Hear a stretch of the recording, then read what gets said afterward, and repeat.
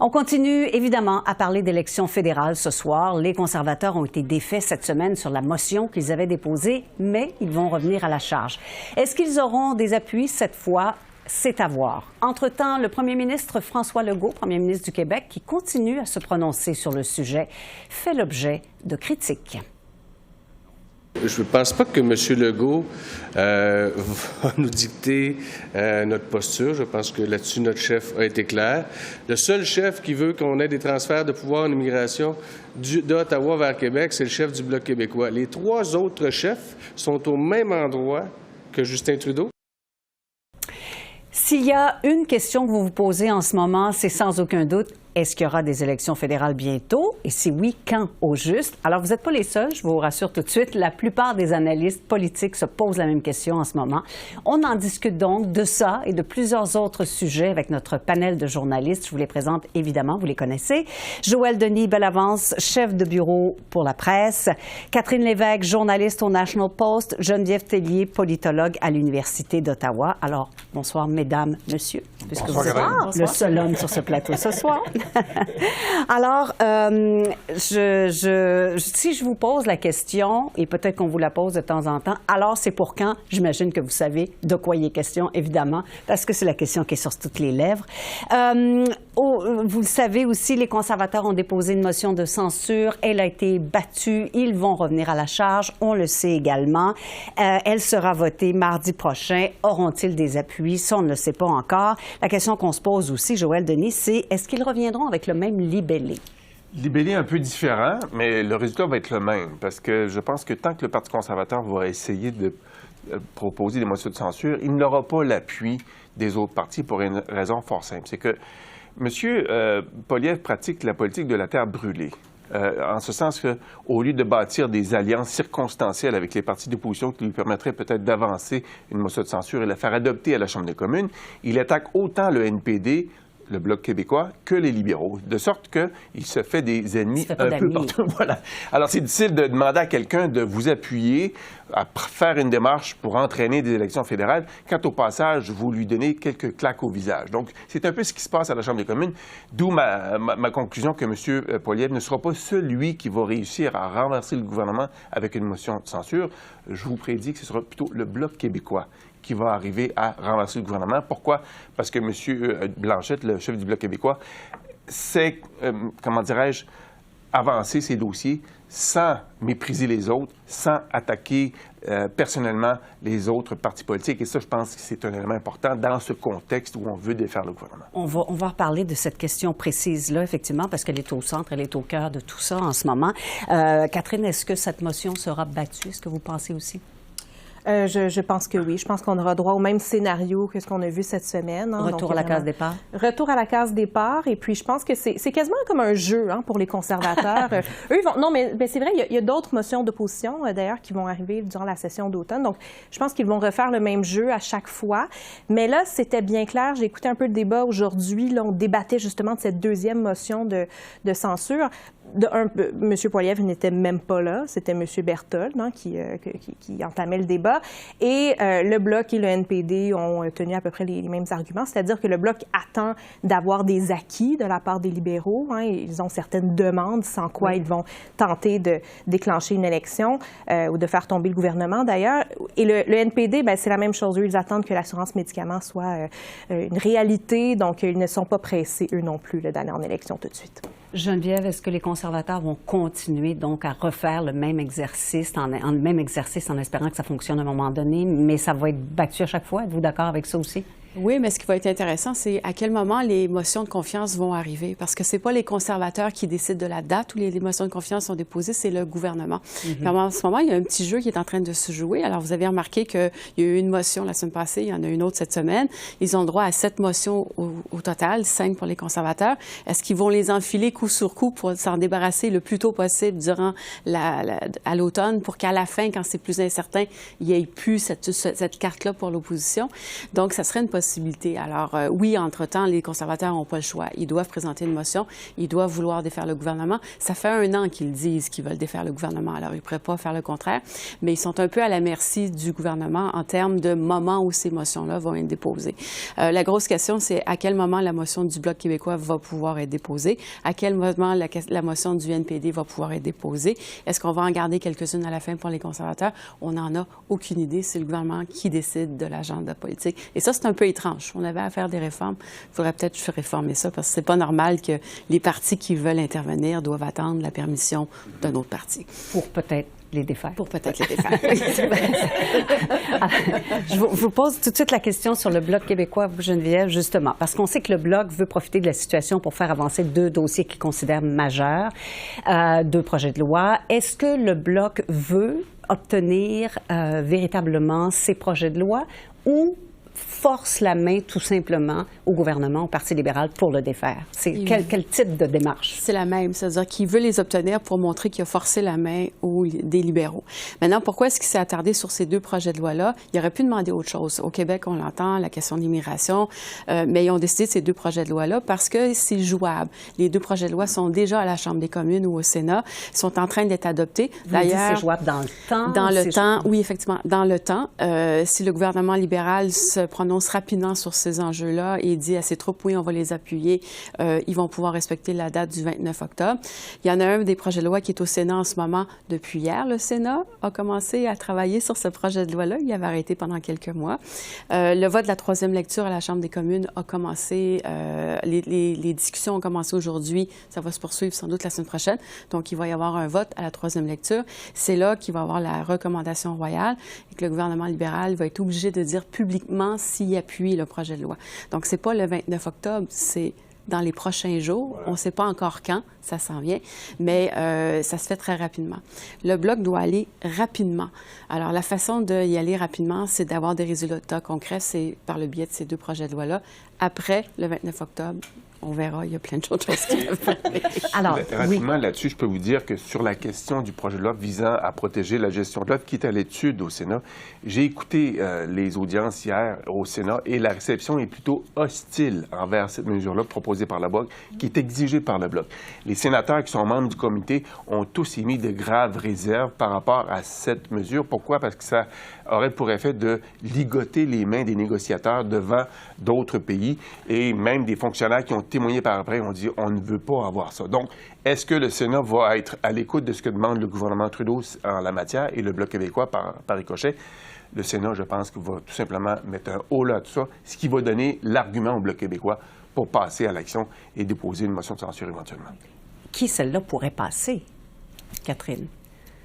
C'est à voir parce qu'en fait, si on regarde les chiffres, là, en fait, il faut bien plus que les conservateurs et le Bloc québécois pour qu'une motion passe. Il faudrait que le NPD aussi là, décide de faire tomber le gouvernement. Donc là, je pense qu'on va entrer dans un jeu de négociation très serré cet automne, là, dépendamment de ce qui se passe. Là.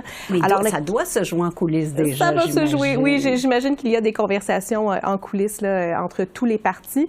Mais donc, il va falloir convaincre le NPD de partir en élection, de faire tomber le gouvernement.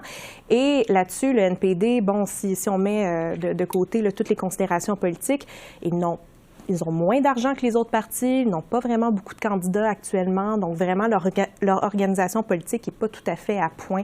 Je pense qu'ils ont besoin d'un peu plus de temps là, avant de partir en élection. Mais est-ce qu'ils peuvent continuer à avoir l'air d'appuyer les libéraux tout le temps?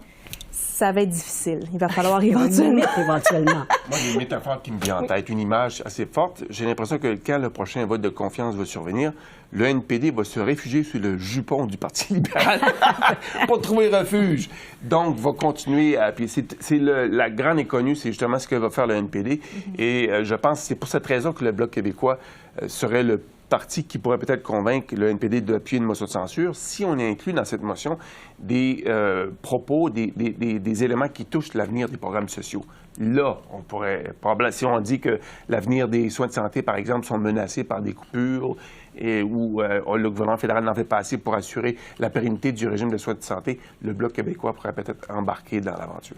Alors, le temps est important dans ce dossier-là. Vous l'avez très bien démontré, Geneviève. Il y a des choses qui sont jouables encore, mais on en saura plus au cours des prochains jours parce que plus on retarde, plus on arrive aux élections tardives, on va toujours pas être en élection le 23 décembre.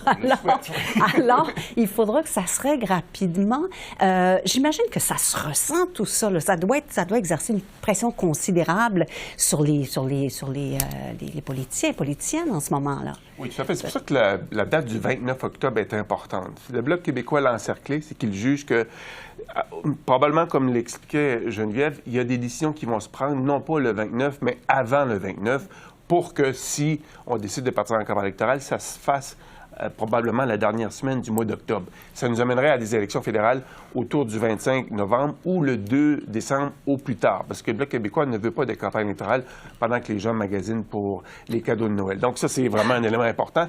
C'est antinomique. Oui, on en a déjà vécu. Hein? Je vous le rappelle, 2005-2006, je l'ai fait cette campagne-là. Ça ne veut pas dire que les gens étaient de bonne humeur. Non, non.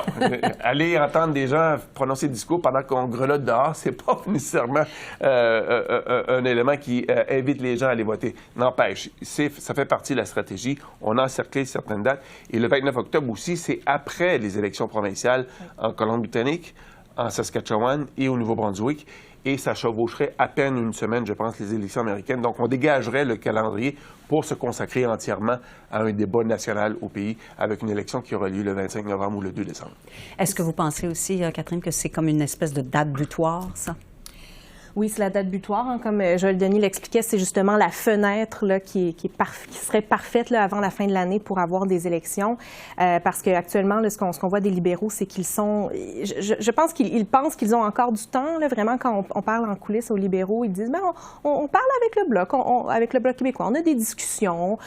Peut-être qu'on serait ouvert, là, peut-être à appuyer la hausse de la pension de vieillesse, mais vraiment, j'ai l'impression qu'ils ne comprennent pas l'urgence de la situation encore, là, tout à fait. Donc, à moins qu'ils donnent un signal clair au Bloc québécois qu'ils sont prêts à faire quelque chose, parce qu'en passant, c'est une question budgétaire, hein, donc il faut absolument que le gouvernement dépose son propre projet de loi ou le mette dans l'énoncé économique de l'automne. Donc, il faut que quelque chose arrive là, avant ça pour que le Bloc là, retire cette menace et qu'on ne soit pas en élection tout de suite.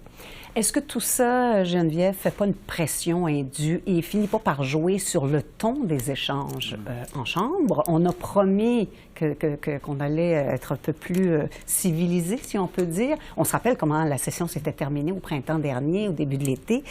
C'était pas évident. Est-ce que là, ça risque de dégénérer encore? C'est en train de dégénérer. Il y a eu une motion cette semaine déposée par le Bloc, consentement unanime, qui disait on va ramener le respect, le civisme. Oui.